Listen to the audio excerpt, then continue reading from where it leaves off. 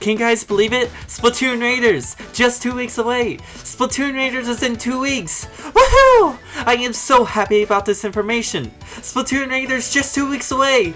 Oh wow, can you believe it? Splatoon Raiders, just in 2 weeks. It got here so fast. Splatoon Raiders! Oh, sorry. Didn't see you there. Need to calm myself. Obviously, I am very excited for the game. Just the other day when I was at Best Buy picking up Rhythm Heaven, I got news on my phone that there was now an in-store demo for Splatoon Raiders, and I swear, I never went back to the Nintendo area so fast in my life. God, it felt so cool getting to try it early. Just look at how stuffed Big Man is in the little machine, it's so cute! Anyway, with the game coming out so soon, I am in such a big Splatoon mood right now. Go Team Speed!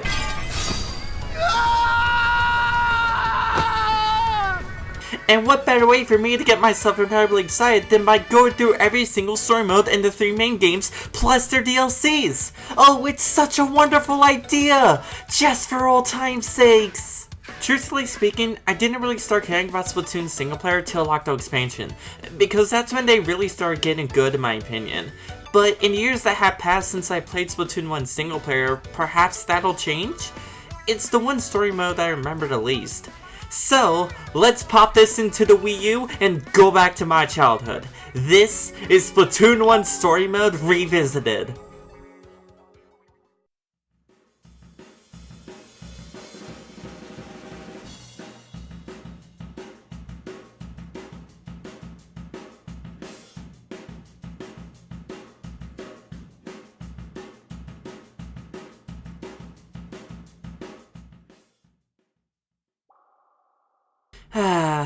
Memories. So the story kinda starts off when you boot up the game on a new user for the first time. Calamari revealed breaking news that the Great Saphfish has been squidnapped? Oh boy. And that if it isn't recovered soon, Inkopolis could run out of power. It's fine. Probably. They also speculate if the recent mysterious UFO crash could have something to do with it. And then they just kinda move on. Not really a sense of danger with the tone whatsoever. Jeez. Upon entering Octo Valley, you meet this crazy old squid that freaks out about the Octarians coming. He introduces himself as Captain Cuttlefish, leader of the legendary Squid Beak Splatoon, and he believes that the Octarians are the reason the Great Saphfish has been squidnapped? Oh boy. Since they are wanting revenge for the Great Turf War of 100 years ago. And since he sees that you, the player, have a certain look in your eyes that he's been looking for, he begs for you to help him recover the Great Saphfish. And you don't give any real response, so he just assumes you're on board. Thus, you are now Agent 3 of the new Squid Beak Splatoon, and the adventure begins! Levels are scattered throughout Octo Valley, which itself is separated into 5 areas. And you have to search around to find hidden kettles to access the levels. The areas are pretty open, but there isn't really much interesting stuff that happens in it. No real secrets to discover or hidden collectibles to find. Just the kettles.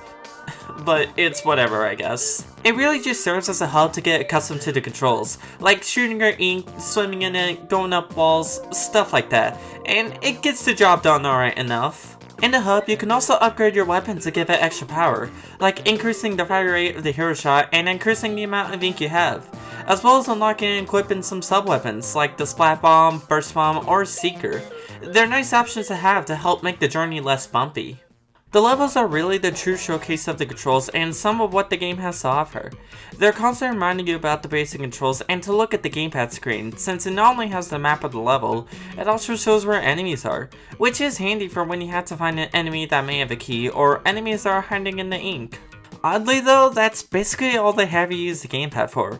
They don't really have you doing squid jumps yourself other than the hubs, and none of the specials use the gamepad screen.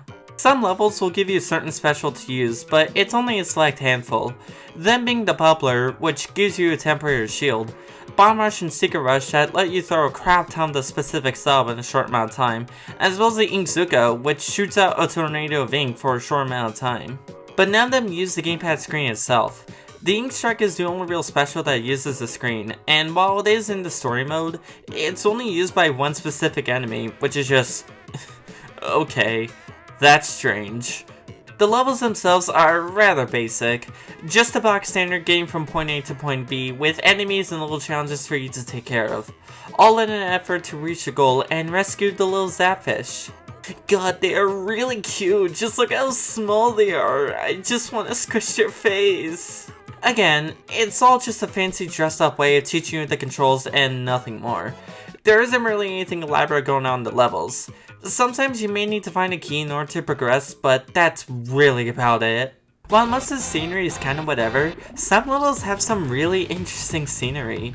There's one that has a bunch of hot air balloons as well as a floating Ferris wheel, one that has a bunch of floating train tracks and a train that rides on them in the sky, and one that has a bunch of floating blocks and buildings that spin around, something akin to the secret courses in Super Mario Sunshine. There was another that had some old TVs around that were all static and had an Octarian.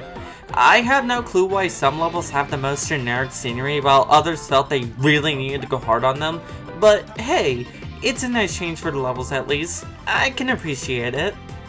There's also a few levels that take place in multiplayer stages. These feature Octolings that have the ability to take on human form, similar to Inklings. And well, the AI sure was trying. Not. I'm guessing this was a way to show off what multiplayer battles would be like, if the person playing never played a video game before in their life. Each level also has a hidden Sunken skull that you can collect. Some of them give little bits of lore for the world, mainly about the Great Terraform, but some also show how Inklings evolved and became how they are today, all thanks to the human race becoming extinct due to rising sea levels. Oh yay. There's also one scroll that is rather iconic, because it shows a person's skeleton buried deep in the ground with a Wii U gamepad and console? I think that's supposed to be the console? And the iconic Wii U Pro Controller and Wii Remote strapped together! Oh, how beautiful! If you don't know, the Wii U Pro Controller doesn't have gyro controls, but Splatoon is really meant to be played with gyro, so Nintendo's solution to the fans was to actually tie up a Wii Remote and Pro Controller together. They even have a real picture of it, and it's just absolutely hilarious. Wii U era Nintendo really was something else, man. One of the scrolls also explains how Judd, the Turf Judge Cat, was actually alive during the time that human society was being extinct, and he was put in a capsule by his previous owner that was designed to remain cryogenically sealed for 10,000 years? God. It's rather sad when you think about it. Even the text itself just feels so depressing. They're all a really nice way of exploring the lore of the world, and I really appreciate that. I love stuff like this. After you finish all the levels in the current area, you unlock the boss kettle, and it's a showdown to take on the Octo weapon bosses that stand in your path, and they're incredibly easy. Everything about the story mode is just pretty simple and not really challenging, which is okay I guess, but it does get a little boring as you keep going. Towards the end, I felt like my brain just completely shut off because it all became a rinse and repeat type thing. I guess to talk about the bosses themselves real quick, I kinda like their designs. There's a nice variety in how they look and attack, but it's the same idea of break the certain weak point, then shoot the big tentacle that pops out 3 times till they just explode. For some reason, my first thought when I saw the second boss, the dreaded Octo nozzle, was, why does it have shoes? It isn't even a boss that walks or runs around. It literally just stays in the middle of the stage and spins around. Why does it need shoes? Is it trying to look all hip and cool? Because, I'm sorry, but I don't think it's fucking look. I just don't understand who it's trying to impress. Okay, I'll stop. I thought the ravenous Octomaw, or as I like to call it, Gold Teeth Boy. Really, Jess? Gold Teeth Boy? That was the best you could come up with? This is why no one takes you seriously. Was really cute. It's like an early version of Moz from Salmon Run. It has a similar idea where you're supposed to lure it towards you, and just before it comes back to eat you, you move out of the way, and then you attack it. And you shoot its poor teeth. He looks so sad when you break all of them and throw a bomb in its mouth. He just looks so innocent when he isn't trying to kill you. Also, its head looks like a microphone, which is just such a cute detail. Ravenous Octomaw, my beloved.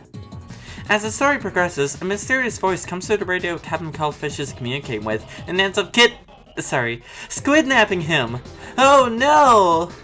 Not to worry though, because soon enough you meet two not so mysterious characters that go by the name Agent 1 and Agent 2. And they become the replacement commentary characters to keep you company as you go through the rest of the story, since Captain Cuttlefish is, well, missing. In case it wasn't obvious, these characters are actually Calamari. Sorry to ruin the immersion, but the game never actually reveals that, so I figure I'd just break it to you here. Sorry. I kinda forgot to mention this, but the overall humor is really fun. They go a little far with the puns sometimes, but they manage to get a chuckle out of me. It feels like Marie was such a meanie at points. There was one point where Cal was commenting about how good Agent 3 is, and Marie just straight up says, "I've seen better." Like, come on! I made it this far and haven't fumbled the bag? Give me some credit, girl! She does start coming around and sees that you're actually pretty good, so I guess all is forgiven, but wow. So mean, and for what? And now, the final showdown. The face-off against you and the one, the only, dare I say, the GOAT, the leader of the Octavian army, DJ Octavio! Yes, that was very much necessary. He's a hip guy, you know? And oh my, do I gotta say, this fight was a real spectacle. It really tests everything you learned throughout the playthrough, and he does it in such a spectacular fashion. This was easily the most fun boss of the entire adventure. The bar is admittedly very low, but I gotta hand it to him. DJ Octavio got hands. Or tentacles? The music is an absolute banger too, and god, when you get to the final phase and Calamari Inkantation comes on, oh my god, it's honestly an aura unmatched. It's just so good, man. I don't know if it really makes up for the last 4 hours being mostly whatever, but hey, they at least cooked somewhere. Good job, developers. You cooked. You did a good job. Woo! And thus, after all the trials and tribulations, DJ Octavio is defeated, and the Great Sapphire is safely returned to its rightful place in Inkopolis. It was a little weird how the game just cut right back to the title screen, but Callie and Marie bring breaking news in the middle of the night that the Great Sapphire has been saved. Trying not to act all surprised about it because, you know, secret agents and all that. And that it's time to party. And that's the story mode for Splatoon 1. Looking back, it was honestly really nice playing through it again for the first time in years, but it also reminded me of how the story modes used to be. The little bits of lore from the Sunken scrolls were nice, but other than that, it was more or less a neatly dressed up tutorial for the game. I just hope that Splatoon 2 changes some things up so it doesn't just feel like a repeat of before.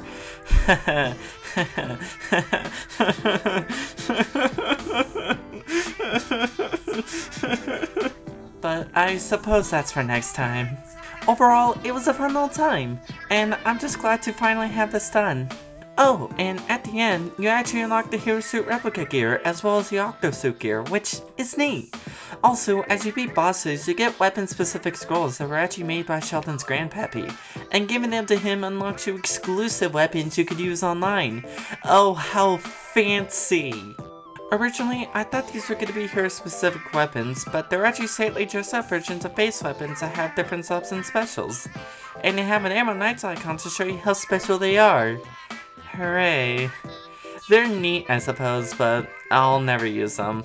Also, when you go back to Octo Valley, Captain Cuttlefish will thank you for your hard work, and proceed to tell you that no one will really know you saved the Great Sapphire, so...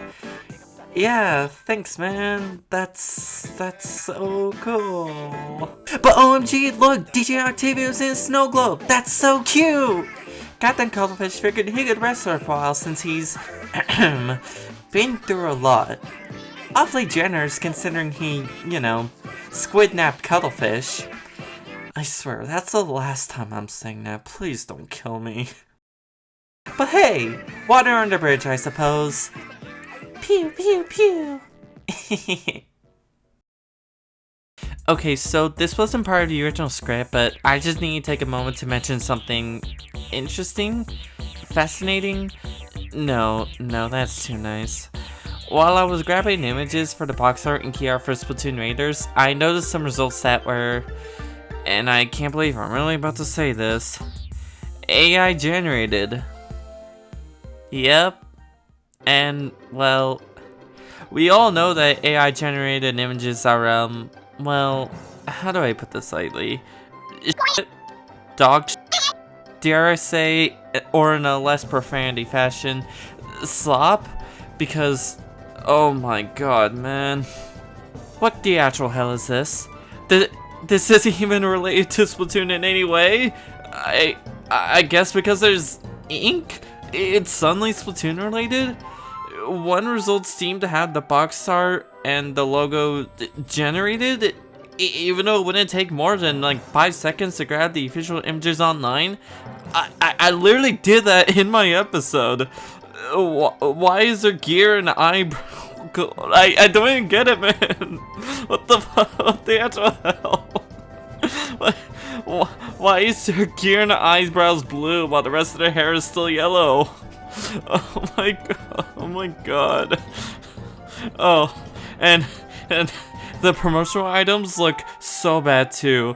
What happened here? Why does that keychain look like that? Oh my god, man. What have I done? But no. But these final two, I think, are the most insane and horrendous things I've ever seen.